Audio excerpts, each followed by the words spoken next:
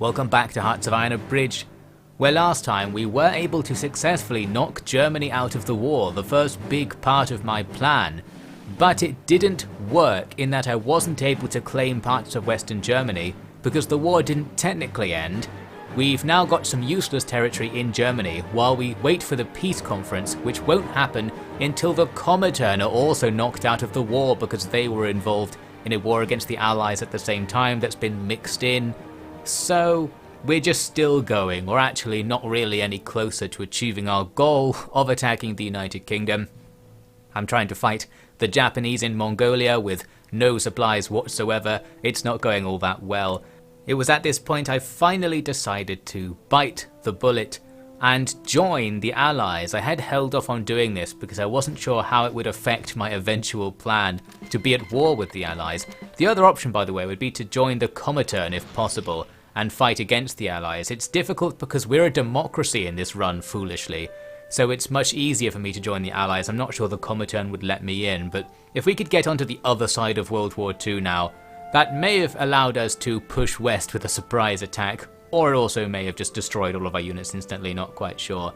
But whatever might have happened, here's what is happening. We are now going to be at war with the Comintern.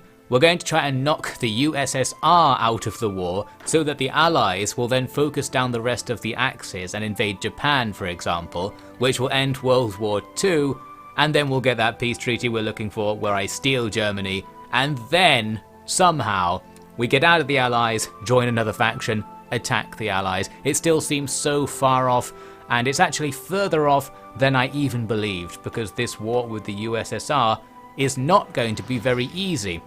Despite having tons of Allied support, notably, or perhaps because we have tons of Allied support, yes, we're going to start running into the old issue when if you fight alongside the Allies, nothing really works and the AI just breaks down. I needed to pay attention to our border with the USSR. I almost forgot about this one. Because we control Afghanistan, we do border them. So early on we've got fighting here going up into the other Stan nations above Afghanistan. Luckily, because there was nothing there, even though we arrived late, we were able to grab a bunch of free territories. You can see I'm ambitiously pushing towards the Caspian Sea, trying to cut off part of the USSR. And we kind of achieved this. We don't have enough troops to do it, and we're going to have terrible supply here because there's no infrastructure in these regions. It's still useful though, because all the Soviet units that have shown up to try and defend this area will now not be on the main front line, so us just being a nuisance here could actually have big strategic ramifications, even if claiming all of this low infrastructure territory doesn't make a massive difference to either side's war effort. We have nearly got to the point when we're going to be deploying tank armies now. We've finally got our production all sorted out, our economy's pretty much fine at this stage in the campaign, so we can make whatever we want, and I'm going to try and get some breakthrough focused armies. We could really use them over here on the western front, as it were, where you can see fighting all over the place. We have a gigantic advantage, but we can't win any of these battles because of the usual thing that I mentioned. When the Allies fight, the fact that the AI can't tell how many supplies are in a region breaks the game again. Some people were saying like, well, it only really breaks after World War II and it's because of mods. I don't know about that. I think this game is fundamentally broken. It would be so easy as well to program consideration of supplies into the AI. It's just a number. You could very easily deprioritize going to places where the number was too big. One line of code. And the lack of that is ruining the game once again. And that's why this is going to take forever, because the offensive against the USSR will essentially be stopping right about now, and as usual it will come down to just us somehow pushing the front line forwards, and we don't have that much stuff to do it with, and the USSR does have a lot of stuff being a gigantic nation, so it's very difficult. I spent a while trying to clear out the pocket we created up against the Caspian. It's difficult because our troops have no organisation due to lack of supplies, and we don't have that many troops because we're securing such a gigantic border here that we can't really man all of it. So I have to take what I can and try to push into this pocket. The pocket is out of supply, so if it does take me ages, that's not too bad because it's only going to get easier. Just need to maintain the blockade. And we are successfully able to do this. So here's me wrapping this up. all very good, but it hasn't made a massive difference. I don't know how many victory points are in that area we've taken, but there weren't many towns or anything, so probably not very many, meaning we've got a lot of work to do to make the USSR capitulate. And we can't really do anything else. We've committed our troops to just holding these positions. Our main attack group is now this group of 24 divisions on the Western Front, who I'm just microing to take individual regions, not going to have them actually man the front line very much. We're going to be looking for those vulnerable regions where there's like 1 or 2 divisions defending a random spot along the line, and then you can make an advance. Here was a salient that we can attack from all sides for some surround and pound bonuses. And then we just keep going with mixed success. The fact that the Allies are all over the Western Front means there's nowhere good to attack. There are no supplies anywhere. So wherever we attack, we're constantly losing supplies and organization. The enemy don't have that problem because their numbers are so much lower, plus they're going to be entrenched as well, giving them a bonus. It was difficult, essentially, but not impossible, to gradually advance here and there. As for our big block of territory, we're actually starting to lose it, because the enemy can make attacks against my no organization divisions, and there's not much we can do because there are no supplies. We can't get any organization. As we started to lose a couple of regions, I decided to consolidate here. I was checking out the supply regions system, and everybody's gone beyond the place where we have supplies. In Afghanistan, we can maintain our whole army, but we can't maintain it in the regions beyond due to infrastructure or the whole controlling a side of a province supply system thing. I don't even know. The long story short is that if we go beyond a certain line, we can't send supplies past it anymore. So we have to kind of stop at that line, meaning I'm going to essentially be pulling back to where I was before I invaded the USSR and just defend that position instead. Because as I said, I don't know how many victory points we're really contributing by holding a lot of those empty tiles. And if we just sit in our own supply base, we can at least defend forever and distract the Soviets. Fewer troops will be here on the Western Front as a result of that distraction, perhaps contributing to easier advances. And here I am just doing some more micro, trying to advance up through Poland to go towards their capital. My actual goal here was to try and go to the right and get towards Stalingrad just for the memes, but in this case there was just some opportunities to go after Poland. It was at this stage, by the way, that I realised I was in for a very big task. You can't quote-unquote quickly capitulate to the USSR because it's gigantic. It's using a map projection, this game, that makes the USSR take up most of the planet, and because it's then divided into roughly equally sized tiles, they have absolutely loads of territory, so we have to advance so many times in order to deplete their victory points. That it's not even funny. We're not even there yet. We're still in Poland with our front line. We haven't even got to the point when we can start depleting their victory points by advancing. So we're going to be going far beyond the original scope of World War II. In my win World War II early plan, I have completely ruined everything. At least we have re-established supply lines down here in Afghanistan. These armies are missing a bunch of strength, no doubt due to having no supplies up north, so we can restore them to full strength. It will, though, not distract as many Comintern units to stand here because the lines are shorter. So we'll have some troops freed up ourselves, but so will the enemy. At least things are going well for now on the Western Front. You can see I'm starting to form this weird pocket behind the front. My goal here is to achieve some kind of cut-off where we completely separate the front line from the rest of the USSR. It takes a while, but eventually this does work, not helped by the fact I'm using only infantry. If we could get our tanks over here, that would help. I think my tanks are currently languishing due to being half dead somewhere in India, but I will have a use for the tanks in a minute actually. We successfully make the cutoff by pushing wildly north towards the Baltic Sea. This kind of activates the Allies, who then frantically start attacking this pocket. It's not actually out of supply because they still have docks up top, and they're heavily defended, those docks as well, so good AI. But it doesn't help them out in this case. The pocket does collapse under attacks from all sides, meaning all the divisions inside will disappear. That will help. And now we are nearly there. We're nearly at the USSR's borders. We're going to start winning the war from here. We have overwhelming numbers, of course, but it's only going to be me attacking, so we need to do all of this ourselves. My next plan was to push up the Baltic coast, because there was a situation somewhere up top where the Allies were fighting over Finland and had done some naval invasions. They've got some pockets up there that have just been stuck for a long time, but we can at least link them into the main line now. Here is where my tanks have gotten off to, along with a bunch of our spare infantry. I realised we might as well go back to fighting old World War II, that is, fighting the Axis, who are still contesting Vietnam against the French Empire and have made some progress since I last checked in. We can now take all of the tanks and drive to the coast very quickly. The plan being to cut off everything to the south of that line, and we achieve that successfully. That's going to bring down a whole bunch of Axis units and start re-securing Vietnam, and perhaps more importantly, means our supply line is coming right into that port, so we're going to be a bit less dead. We're still out of supply, just because we're in the jungles here, it's going to be difficult all the time.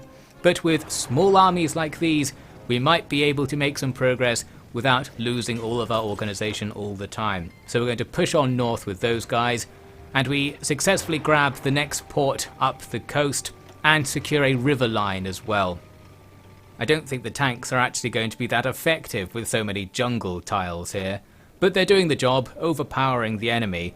And here's a big push happening on the western front. It looks like I've made another wild infantry charge to cut off another section of the USSR's territory, still in Poland here. But that's another pocket we've created that can then be surrounded and pounded out of existence. Very nice. And I had more wild charging to do. I went down the edge of Romania towards the Black Sea. My goal was to grab some ports to stop us being out of supply on this front line quite so much. Luckily, because I'm leading the charge, our allies haven't caught up yet, so while I'm advancing, I'm usually in supply, and then once the allies catch up, the supplies will go. But at least with that port there, we've got something to work with. I grab another port as well. Very handy. I wanted to keep going and take Sevastopol, but at this stage, the Soviets brought troops down and stopped me, so we ended up stuck here. But we've extended the front line even more, which should help us out with numbers being on our side. There's another look at the slightly extended situation. But here's something that happened, which is a nice reference almost to what happened earlier in the campaign. After my long goal to make the Irish communists, which I think was in a different timeline at this stage, in this timeline, they've gone fascist and teamed up with Italy. We might be able to use that still as part of a plan to bring down the UK. Worth keeping in mind, at the very least, they're not in the Allies, which will make life easier for us. In Vietnam, we have taken back the capital. Well, I say in Vietnam. In the French Empire territory, that might one day be Vietnam. And we're starting to progress towards attacking our local foe, the Guangxi clique. Back over at the Crimea, the Allies made another naval invasion that took a bunch of stuff to our southeast, so this situation looks better now. And we've got some more random advances to do. Here's finally a clear look at how we're going to be doing the advances for a long time. I've spread the troops out over a portion of the front line, so we're in amongst the Allies, and then we'll just take our bit of the force and order them to advance. A lot of the time, it will work. If only the Allies would do the same. They certainly could be pushing this front line, they've just forgotten about it. So we're going to gradually do it for them, pushing forward tile by tile, and then the Allies will fill in the gaps behind us. Going to take a while, but that's Hearts of Iron. We make some progress against the Guangxi as well. Here we are storming their capital after pushing through all of Vietnam, so this is looking good. Just need to keep going. Capitulating these guys doesn't really matter. We need to take down Japan to actually have a chance of ending the war.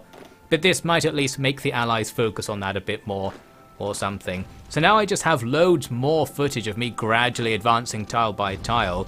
I have to do something with it because it's most of the gameplay I captured. So, fast motion musical montage or something.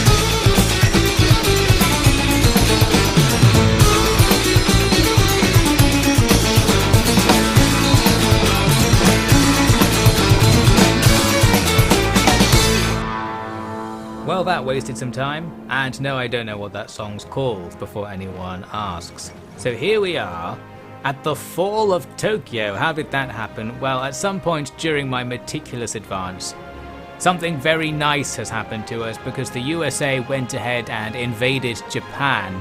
That's finally going to start moving us towards the end of World War II Part 1.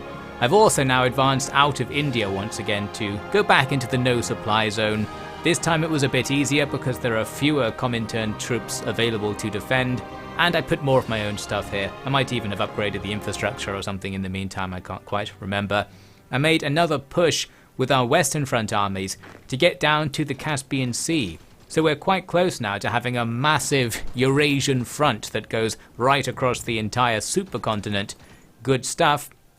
It also cuts off a whole bunch of Soviet territory down there, so that area will now be captured. The AI did it for the most part. I think the AI does like to attack when it senses a cut-off pocket. That seems to be the case, just not otherwise. And then, all of a sudden, it's finally happening. A peace conference has occurred. America did enough stuff over there to the Axis to end World War II Part 1. Now, a note about this peace process. This was literally hours before somebody told me that you have complete control over peace conferences because I'm using the mod that I forget the name of, the player-driven peace conferences or something it's called. And what I don't know that I'm doing here is giving territory to Paraguay. I was clicking on these regions thinking, well, once it's my turn, I'll try and claim them as soon as possible, and then we'll see what happens. But with this mod, as it turns out, it's basically a cheat mod. I didn't even realize this. You can choose who gets what territory. So what I did there is accidentally give Paraguay that port that I needed. I didn't even realize that's what was happening. I was like, that's weird that they took that territory I was trying to go for. Is the game like trolling me or something? I could still grab another port next door, so it's not the end of the world. And actually, as it turns out, with this player-driven peace treaties mod, we can do whatever we want, and this was on the day I seem to remember that I learned you could do anything you want with this mod. I had gone through a bunch of peace treaties with it in the past, but I always thought the game was just completely glitched and that was why it was letting me take so much territory. But no, the AI won't take any territory unless you accidentally give it to them, which I've been occasionally doing throughout these peace treaties, including this one, without really realizing it. But at least in retrospect, that war, yes, it was all me, so if I happen to claim vast amounts of the world, that's fine by me anyway. As you can see, we're going to annex Afghanistan for a start, and now we need to work on grabbing some actual ports. So let's cut to the world post-peace treaty. It is still going to be a world at war because we need to finish World War II by bringing down the Comintern. But the war will now be very much in our favour. It's the Soviet-Confederate war, so the Confederates will help us. And the Allies now have less stuff for their AI to think about. Maybe they'll be more interested in attacking the Soviets as a result. We'll bring them down, and of course that's going to have its own peace treaty ramifications, knowing what we know about the mod now. We happen to have gained the Japanese Empire in that peace treaty, but we're not going to keep all of it because immediately the Soviets are on the board and attacking, and because I've taken this territory, there are now no troops defending it because I'll have to put troops there if it wants to be defended. Meaning it's not really going to be defended, so hopefully the Allies will save us up there. We've also taken the Guanxi cliques territory, so there's a random bit of India down there. We took Afghanistan as mentioned, and we've also got some of the Soviets territory, which isn't officially ours, it's just being occupied by us as part of World War II too. So later that might be resolved. But here's the real deal. In Europe, as well as our earlier acquisitions in Germany, we added most of the rest of it.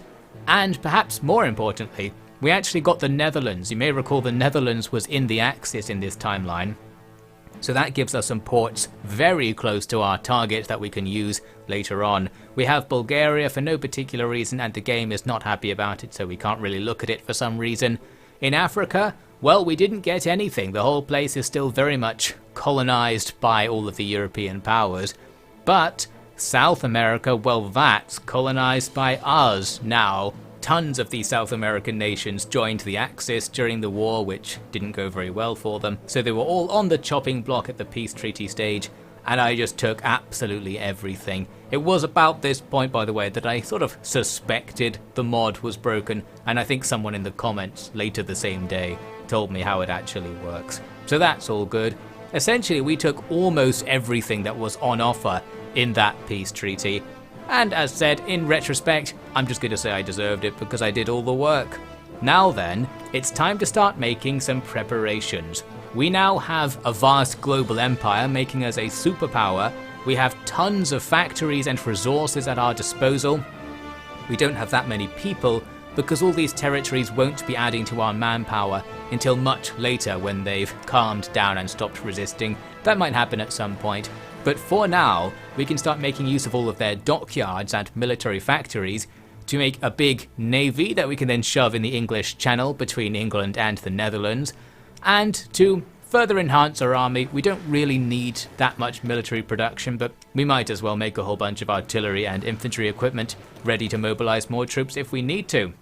So that's what we'll be looking into in the next part. We need to get ready for our invasion of the UK and politically get ready because we're still not communist or anything. I've been trying to become communist the whole time, but it's not going up very fast. We'll have to sort something out, and we do also need to sort out that USSR war at some point as well, just to get rid of it, and to get another cheat peace treaty which we'll be able to use to gain more allies for the upcoming war against the UK. We need to sort out something with the factions as well or something, because it can't be just me against the allies. Too much micro. Need to get other nations to join a faction or something.